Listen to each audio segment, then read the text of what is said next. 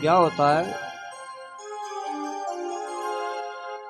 जब सूत जी महाराज का आग्रह किया, उन ऋषि मुनियों ने प्रार्थना की कि हे महाराज, हम सबके बीच में आपका पदार्पण हुआ, हम धन्य हो गए, हमारा धन्यवाद।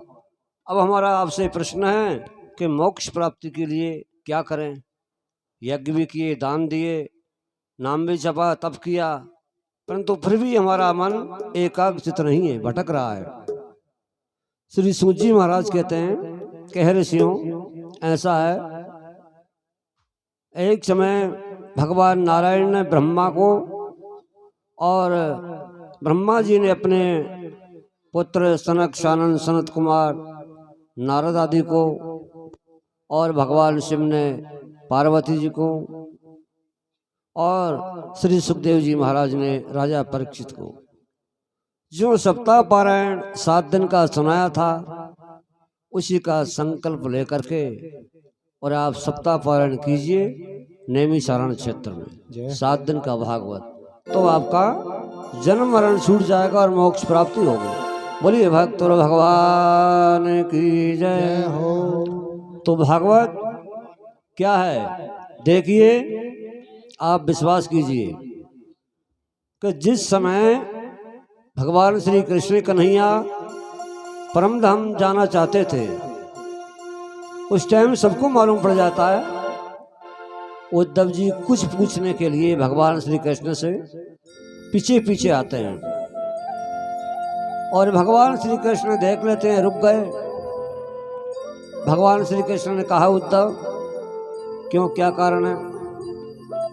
कहे स्वामी, देखिए, आप तो चले जा रहे हैं इस भूमंडल से, आगे कलयुग आने वाला है, उन कलयुग के वासी जीवों का क्या होगा? दुष्ट लोग सताएंगे, कितना ही अशुभ होगा, तो आप बताइए। यानी भगवान श्री कृष्ण कहते हैं कि उद्धव, मुझे इतना समय नहीं है, जो ज्ञान मैंने मैत्र जी को दिया उनसे पूछ लेना। और देखो उद्धव, मेरे पास कुछ भी नहीं है, मुझ में जो 16 कला का यानी जितना भी अंश मेरे में था, वो मैंने भागवत पुराण के श्लोकों में छोड़ दिया।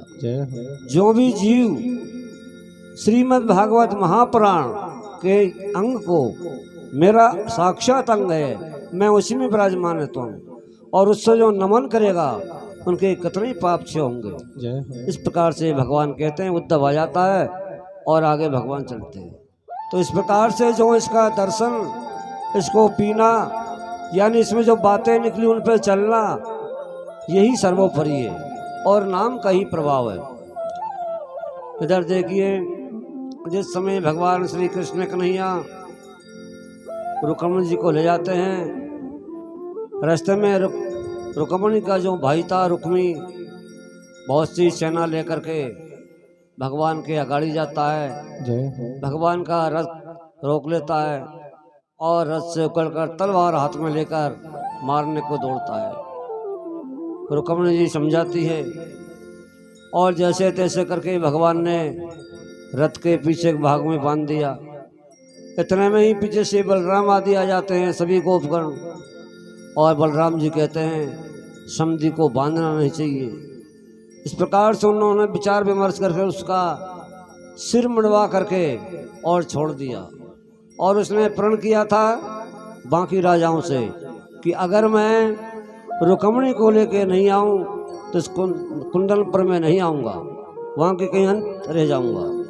इस प्रकार से उसने भोजकट नामक एक शहर बसाया रुक्मी ने, और वहीं रहा। कुछ दिन बीते,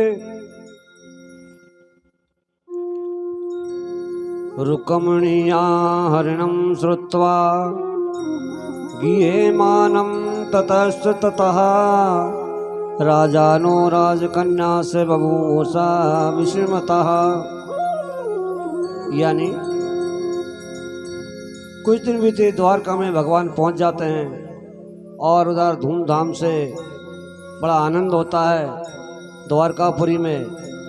जिस द्वारका में तीनों प्रकार की पवन चल रही, शीतल मंद सुगंध सरोवर, मृगों के झुंड घूम रहे, कोहरे गुंजार कर रहे हैं और उस द्वारका में बड़ा आनंद आ रहा है।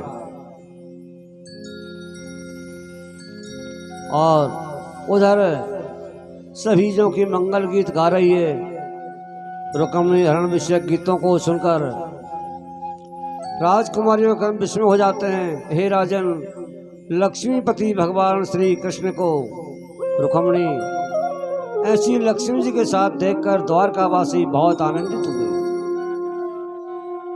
हे राजन, एक समय की बात है, भगवान शंकर के कोप से जो कामदेव भस्म हो गया था, जो श्री कृष्ण का पुत्र प्रद्युम्न हुआ और वे 10 दिन का हुआ, तभी शंबरासुर राक्षस हरण करके उसको ले जाता है और समुद्र में डाल दिया, जिसे एक मत्स्य निकल जाता है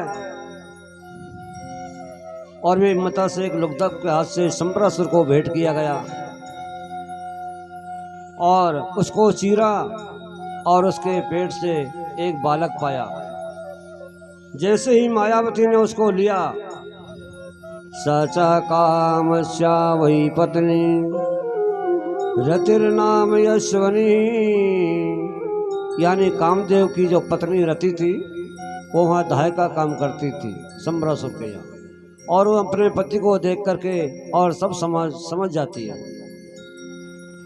दाल भात पकाने के कार्य करती रहती थी। उसे सारा हाल नारद जी ने बता दिया था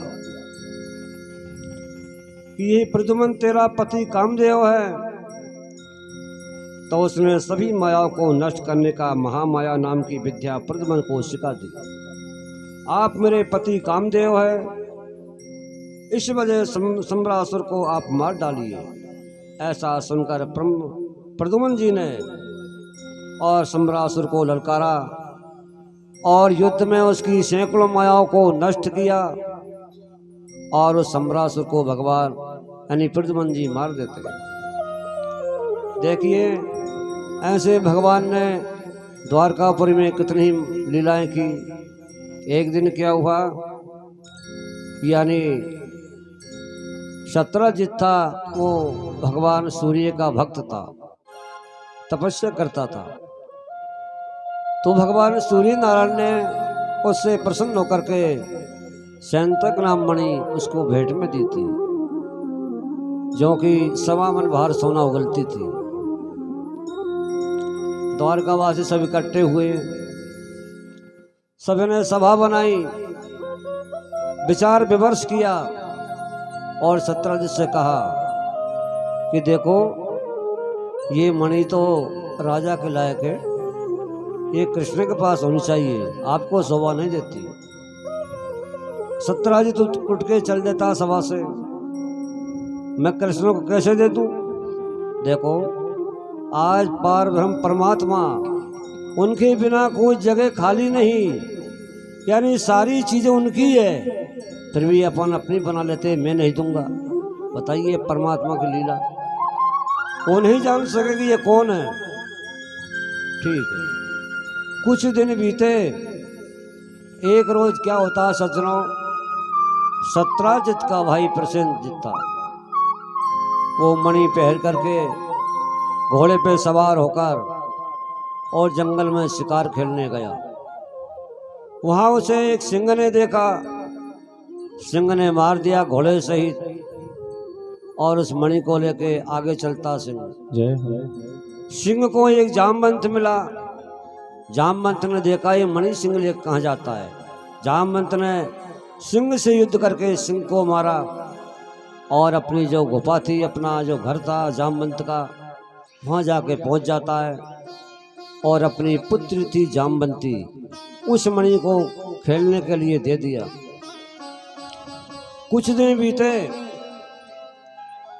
और जब कोई नहीं दिखता तो जगह जगह से बातें उठती है, आजकल प्रसन्नजित कहाँ गया, दिखता नहीं है, न मेरी मणि।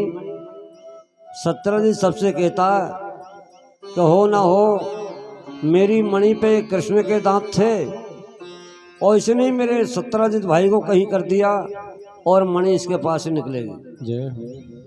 बताओ, भगवान को चोरी लगाई। इतने में ही ऐसे विचार करते करते भगवान ने सुना और भगवान चल देते वन में। जाकर देखते हैं एक घोड़ा मरा पाया, सत्यजित को पाया। वहाँ से भगवान कृष्ण आगे चलते हैं ग्वाल बाल सहित, क्योंकि एक सिंह मरा पाया। फिर आगे देखते देखते एक गुफा पाई। भगवान श्री कृष्ण कहते हैं ग्वाल बालों को पहुँचे कि आप इस गुफा के दरवाजे पर ठहरना और मैं इसमें अंदर जाता हूँ, इस बिल में क्या है। भगवान अंदर जाते हैं, देख करके मणि देख कर उजाला करती है कि मणि यही है। जामवंत कहता रहे तू कौन है, कहाँ से आया, कैसे आया इस बिल में मेरे मकान में तू बिना इजाजत? कि मैं मणि लेने आया। मणि तुझे नहीं मिलेगी। कितने दिन बीत गए, फिर जामवंत जी का और कृष्ण जी का युद्ध हुआ, मल्ल युद्ध। जामवंत कहते हैं कोई ऐसा बलवान तो मैंने आज तक देखा ही नहीं, बता तो कौन है। भगवान श्री कृष्ण ने आप बताइए, आप माया के वशीभूत हो गए। उन्होंने कहा कि मुझे तो मेरे श्री राम ही प्यारे हैं, बस ये बात है।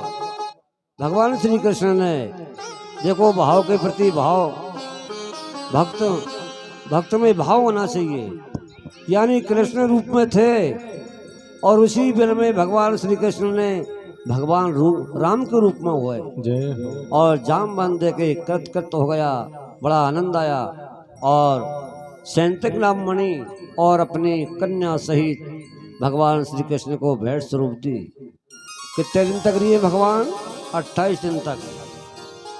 28 दिन तक गोप ग्वाल गुफा की दरवाजा पे खड़े रहे और 28 दिन बाद वो जब द्वारका में जाते हैं तो माँ यशोदा सभी रानियाँ भगवान के प्रति कहती है कि कृष्ण कहाँ हैं।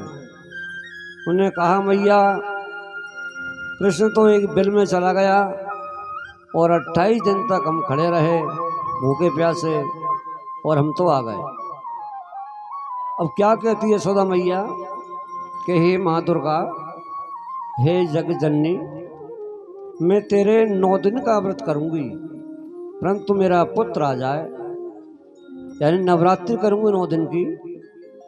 यशोदा मैया नवरात्रि करती है और जब व्रत खुलने का समय आया था 9 दिन का, 9वीं के रोज, तभी भगवान श्री कृष्ण कन्हैया मणि को और जामवंत को साथ में लेकर द्वारकापुरी आते हैं।